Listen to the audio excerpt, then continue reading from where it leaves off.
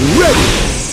GMA Weather. Serbisyong totoo ng GMA News. Maging I am ready sa maalinsangang panahon ng ilang lugar sa bansa bukas. Sa Tuguegarao, aabot sa 39 degrees Celsius ang posibleng init factor o damang init. Papalo naman sa 40 degrees Celsius ang init factor sa Dagupan at Cotabato, habang nasa 39 degrees Celsius sa Cabanatuan, 37 degrees Celsius sa Catbalogan at 36 degrees Celsius sa Zamboanga. Sa Metro Manila, inaasahang nasa 38 degrees Celsius ang init factor bukas ng hapon.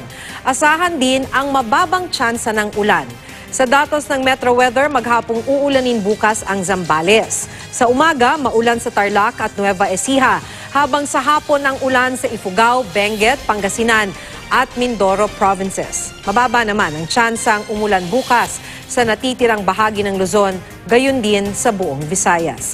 At sa Mindanao, buong araw na may ulang dulot ng thunderstorm bukas sa Sulu, Basilan, Maguindanao, Sultan Kudarat, Sarangani, South Cotabato at Davao Occidental. Yan ang latest mula sa GMA Weather. Magplano para sigurado. I am ready, serbisyong totoo ng GMA News.